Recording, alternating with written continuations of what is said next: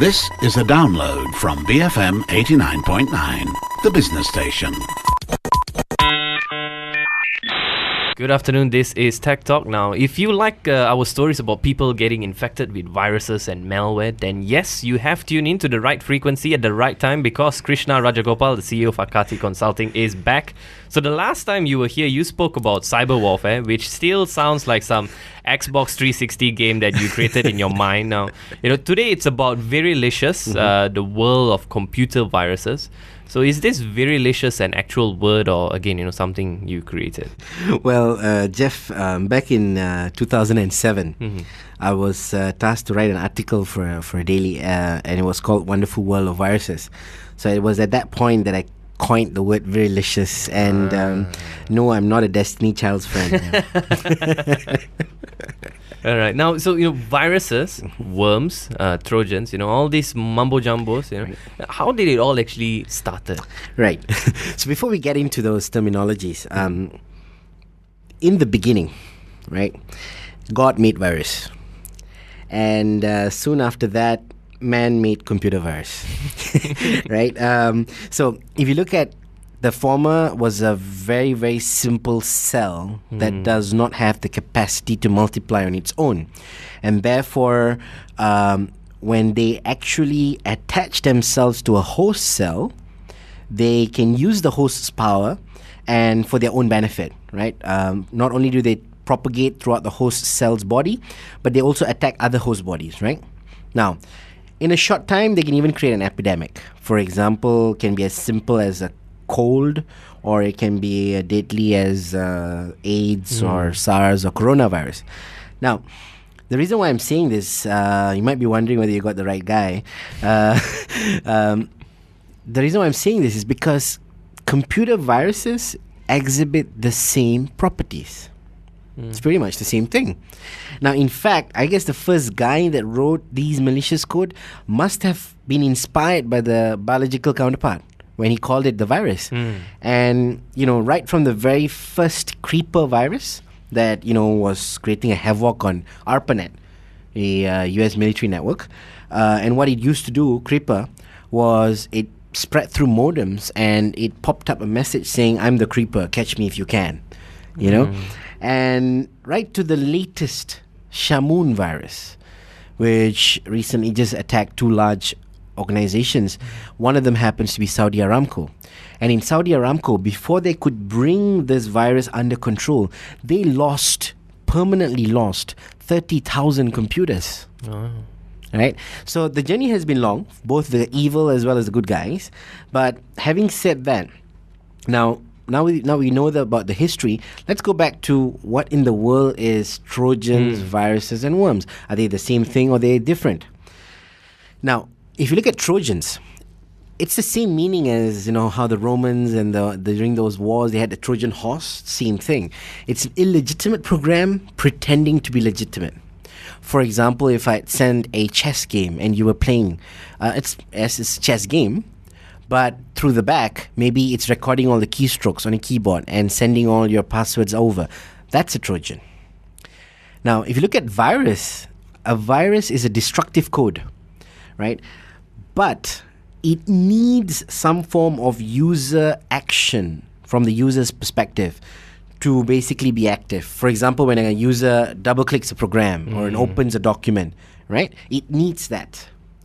And the difference between a virus and a worm is just like a real worm. Not in terms of its sliminess, but in terms of its movement, right? If you throw a worm on the floor, it's going to keep moving. So when, let's just say I get infected with a worm, I don't need to do anything. It starts infecting me, and then starts infecting my friends, then my friends' friends. So the propagation is automatic. It doesn't need any user intervention, right? Now, a couple of weeks ago, there was this security labs called Kindsight, and they did a very, very interesting research. They said 1 in every 7 homes in the US is infected with the malware. That's pretty interesting. That's a lot. That's a big number. That's a very big number. No, so I remember Peter Norton. He said once that computer viruses they do not exist. Yeah. And he in fact actually compared it to the phenomena of the famous urban legend about alligators living in a sewage, I think in New York. Yeah. So he was quite wrong then. Most definitely. Virilicious, the world of computer viruses, is like the dark, demoniac world that Frodo in Lord of the Rings keeps getting thrown into. It's pretty much the same. However, while it has been the cause of sleepless nights and increased stress levels for a lot of sysadmins around the world, it has also helped mankind in a different way. Here, it has actually created jobs in a new industry completely, computer antivirus industry. And now you've got this whole army of antivirus coders who live happy lives, taking back some decent paychecks, thanks to the business that comes to their company, and based on the perceived threats of these viruses. That's pretty interesting. However, talking about movies as well, someday, of course, I wish I could create a children animated series that actually features Peter Norton. Maybe Peter Norton as Dastardly, in wacky races. The only problem is I'm figuring out who Muttley should be. Now, I'm speaking to Krishna Rajagopal, CEO of AKATI Consulting, and up next, you've guessed it, it's storytelling time about some real-life cases and all these insider stories in just a moment. BFM 89.9. Jeff Sandhu here, and with me today is Krishna Rajagopal, CEO of AKATI Consulting. We are talking about Virus 101. So in the olden days, what exactly is, the motivation to create these viruses? Well, there was a time when the only reason a virus coder would do it was to impress peers and to draw attention to him or herself, right? But that was a long time ago, right? Having said that, even now, this particular motive seems to be still quite important, yeah? The very sight of all these newspapers and TV channels, screaming about systems being crippled because of a new virus, or, there's millions of words being written by bloggers around the world, right? All these speculation, all these PR seems to be giving these programmers a kick, right? Now, if you were to quickly go through these characteristics of motivation, in a nutshell, we can look at hobby. Some do it as a hobby. Some do it out of curiosity. Some do it just because they're having fun doing it, right? Some, they just hate the world. They're avenging the world for some wrongdoing, hacktivism, right? And of course, you can't ever forget this last, which is money or moolah, right? Which has basically, has it changed, this in recent years, with it? I don't think so. I really think that the motivations are still the same. Maybe, of course, it has taken a slight slant towards people trying to make more money today, coming up with ransomwares and stuff like that. Because there's just more users online. That's it, and there's more demand for it. And so they tend to do this more because the money is there to be made. Yes, and there are people willing to spend that. Is there any country specific that are more vulnerable to these attacks, these hacks or viruses or malwares? Well, I think it's universal, Jeff. The thing is, of course, a lot of people are going to have a face to a character. They might think that this is the bad guys, so they might be imagining Sauron or Saruman, that kind of bad character. So, whenever someone mentions hacks to me, you always think about the Russian gang, the Russian military gang, the underground gangs, they are known for their, cyber attacks and all. So, but they're not the only ones, of course. They're not the only ones, of course, yeah. We've got some that are not very far from our place as well, in the vicinity of our neighbors that are also very, very, very capable and very well organized as well. Right. Now, so, what about, before we talk about the good guys and the bad guys, could you just give us an example, of how virus is actually created? Right. Now, first of all, remember there was a time, right, in the age of innocence, where all the virus writer basically had to do was basically add their malicious code to either the beginning or the end of a particular program, and that was it, right? This was usually done by altering what we call as a file allocation table or a disk allocation table, right? And in such way that the program begins with the first instruction of the code. Now, as time went on, Microsoft Office became increasingly popular. The macro feature in Office started being exploited simply because there were a lot of amateur virus writers, and they found that the simple programming facility given by Microsoft Office to mass mail was brilliant, right? So one example of that was Melissa, that basically was written by David Smith. Now, not the Smith in Matrix, but this was a real guy, right? We'll get back to Matrix in a while. But this particular Melissa worm was interesting because it brought email gateways of giants like Microsoft, Intel, Lockheed Martin, all the way down to cripple, right? It was at the stage of crippling, and it was so much of emails that the rate of emails being sent was so huge that it basically ended up with the email servers breaking down, right? Now, the author of Melissa, of course, served 20 months in prison and was fined about $5,000. And he basically earned the distinction of the first guy that was ever prosecuted for virus propagation. Now, that sort of led to a lot of limelight. Now, today, of course, virus writing is a bit more sleek and more sophisticated, right? The most energy and time that virus writers spend today is basically on how do you get your virus code to avoid being detected by antiviruses. That's the main focus today, right? And viruses now are written so that they can kill any antivirus background tasks that are running, right? If the antivirus coder was an amateur, he didn't know how this was done, well, there's always Google, right?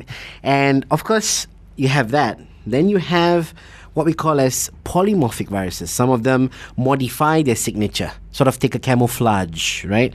And for every computer that they infect. Some even modify their body. They metamorphosize. That's pretty similar to Smith from Matrix. Matrix, right? Exactly. Right. Now, so what about the good guys? Do they ever win in the end? Well, yeah, Jeff. As Batman always says, crime doesn't pay. Yeah.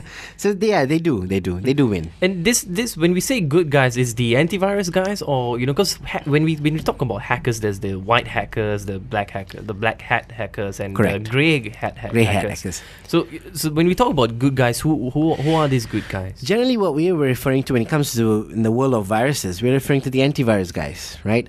Where when we say that the good guys win, we are basically referring to the fact that the antivirus program is able to catch the virus and successfully remove it, right? Now, of course, since I mentioned Batman, right? Let me sound a little bit comic-y, right?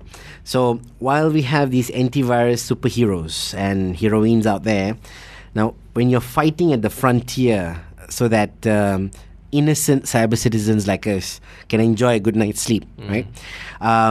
There is a few things, of course, that you and I need to do.